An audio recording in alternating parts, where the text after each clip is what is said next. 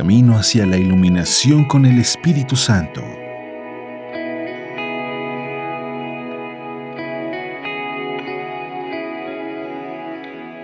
Hoy martes 2 de junio, el Evangelio según San Marcos nos habla de esta prueba que le han puesto los fariseos y algunos escribas al Señor para hacerlo caer en la trampa. Y le hicieron una pregunta: Maestro, sabemos que eres sincero. Con eso iniciaron, y que no te importa lo que diga la gente, porque no tratas de adular a los hombres, sino que enseñas con toda verdad el camino de Dios. Imagínense el preámbulo para comprometer a Jesús. Y esta es la pregunta: ¿está permitido o no pagarle el tributo al César?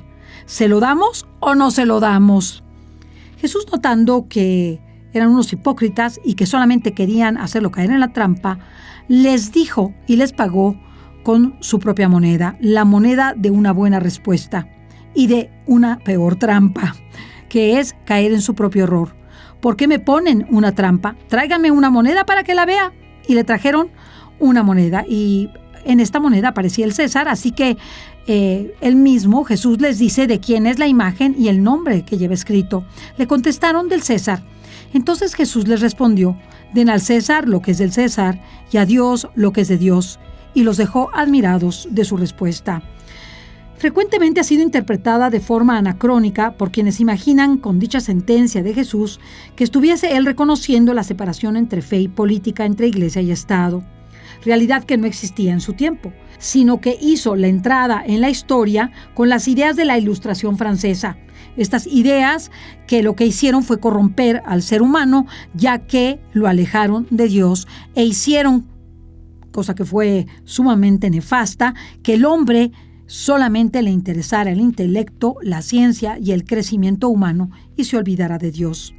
En el mundo antiguo de las sociedades mediterráneas existía una religión política que se alimentaba de las convicciones creyentes y regulaba toda la vida pública. En realidad, Jesús estaría reafirmando la certeza de que las personas no son propiedad de nadie, ni del Estado, ni de los líderes de Israel, sino solamente de Dios. Con este planteamiento cuestiona toda forma de manipulación y control de las personas. En lo relativo al César, Jesús admite apenas en una muestra de sensatez y realismo que no es viable oponerse a la fuerza militar de Roma y que conviene tributar antes de aventurarse en revueltas violentas que terminarían siendo aplastadas con brutalidad y causarían muchos estragos. Si bien Jesús nos hace ver precisamente esta necesidad de respetar los dos órdenes del gobierno y de la autoridad en el mundo. La autoridad de Dios, que debe ser respetada y tomada en cuenta por los gobernantes del mundo, y los gobernantes del mundo, que deben gobernar conforme a la voluntad de Dios. No podemos decir que el gobernante puede hacer lo que quiera y como quiera, por eso es gobernante. Esto es sumamente equivocado y por eso vemos los hierros, y me refiero a los errores tan grandes que los gobernantes en la historia de la humanidad han cometido, porque se gobiernan a sí mismos con sus propios intereses, creyéndose dioses y dejando a Dios de lado. Lo que vino a decir Jesús es que respetemos la causa formal de la sociedad. La causa formal en lo espiritual, que está en Dios, que es causa y principio de todas las cosas, pero que es la autoridad máxima, debiendo respetar sus mandamientos y su voluntad, y la verdad que está en Jesucristo, y los gobernantes que deben realizar lo administrativo, lo humano y trabajar conforme al bien común, que es el conjunto de decisiones que permiten el desarrollo integral de la sociedad. No es solamente la suma de bienes, sino aquello que permite que cada ser humano se desarrolle dignamente y contribuya al bien de esa sociedad. Por eso Jesús ha hablado con una gran sabiduría que los ha dejado pasmados. Desde luego que a nosotros no nos pasma que Jesús conteste de esa forma, porque Jesús es Dios, segunda persona divina. ¿Cuánto bien haría a los gobernantes reconocer a Dios en sus vidas, reconocer a Jesucristo, porque eso les haría ser mejores gobernantes y tener temor de Dios? Este don del Espíritu Santo, que es principio de la sabiduría y que les ayudaría a saber lo que está bien y lo que está mal, que les ayudaría a gobernar para ayudar a los más necesitados con verdad y no con populismo, lo que les ayudaría para hacer toda clase de bienes a cada ser humano e impedir el aborto, la eutanasia, el control natal y las famosas uniones entre 2 hombres o 2 mujeres, y que pervierten incluso a la sociedad y pervierten a los niños. Y todo esto, pues tenemos que reconocerlo, tenemos que verlo, y nunca antes ha sido tan cuestionada la autoridad como en este momento. Veamos la situación que tenemos en todo el mundo de cuestionamiento a la autoridad y el deseo del dominio mundial por parte de unos pocos. De esta forma, si nosotros no hacemos oración, si nosotros no hacemos penitencia, si nosotros no nos arrepentimos de nuestros pecados e impulsamos a nuestros hermanos al arrepentimiento, todos pereceremos por igual. El mismo Jesucristo lo dijo a sus apóstoles, a los escribas y fariseos que estaban en ese momento, cuando se le preguntó sobre la muerte de unos que fueron aplastados precisamente por la caída de un templo, y también cuando se le preguntó de algunos que habían sido aniquilados por parte de Herodes, asesinados. Y él lo que dijo Jesús fue, pues si no se arrepienten, todos perecerán por igual. Y esto es muy importante. Fíjense que alguien me dijo hace unos días algo que me dejó pensando. Y fue, nos encontramos, Ceci, en el momento del juicio. Qué interesante. ¿Qué significa estar en el momento del juicio?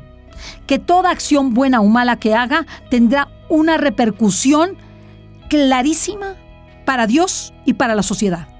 Nunca antes se veía todo tan claro. Y ahora mismo me cuestionaban algunos hermanos míos, me cuestionaron, ¿y cómo puede ser que tú sepas de las sociedades secretas, si son tan secretas, por qué sabes?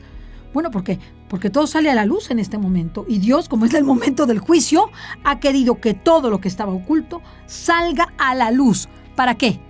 Para que entonces esas malas acciones se les topen de frente esos pecados, y Dios tenga toda la autoridad, que ya la tiene, para juzgarnos, tanto en lo individual como de acuerdo al juicio de las naciones. Entonces, es algo sumamente interesante que estamos entrando en esta parte interesantísima de la salvación, en donde todo lo que hagamos entrará en el juicio. Y será súper claro, hermanos. No crean que es algo que no lo veremos. Tenemos que entender que hemos tergiversado y hemos violado la ley de Dios. Y eso tiene una consecuencia palpable, natural y sobrenaturalmente. Y nunca antes lo veíamos tan claro a los malos, malos, malos, y a los buenos, buenos, buenos. Y hay unos que parecen malos y no son tan malos, son los buenos. Pero ¿qué? El mundo, que no quiere que te enteres de que efectivamente no son tan malos y que ellos son los malos, te lo pone de otra manera. Y los medios de comunicación han hecho contubernio con todos los malos, los más malos, porque son los que les pagan. Imagínate tú qué momento estamos viviendo y cómo nosotros debemos enfrentarlo. ¿Cómo lo vamos a enfrentar? Con arrepentimiento. Vamos a hacer una jornada de arrepentimiento para el día 1 de julio. Participa con nosotros. Vamos a pedirle perdón a Dios, todos los que podamos. Vamos a hacer oración y ayuno ese día y le vamos a pedir todos perdón a Dios. ¿Para qué? Para que este acto de perdón sea tomado en cuenta por Dios como parte de nuestro juicio. Les aseguro, hermanos, que si nosotros hacemos esto, aunque no podamos los acontecimientos cambiarlos, por lo menos los vamos a disminuir. Y de manera personal, en nuestras familias vamos a disminuirlos de una manera muy importante. Pero que no sea esto la razón por lo que lo hacemos, por miedo, sino por amor, porque hemos ofendido a Dios y está a punto de verse a la luz nuestros pecados y nuestras buenas obras, nuestras acciones y nuestras omisiones, nuestro bien y nuestro mal. Meditemos. Después de Pentecostés veremos con mayor claridad todo lo que está pasando. Fíjense lo que les digo, lo veremos con claridad en lo personal, en lo familiar, en lo social y en cada una de nuestras naciones. Meditemos y busquemos el arrepentimiento. Que Dios te bendiga. Un camino hacia la iluminación con el Espíritu Santo.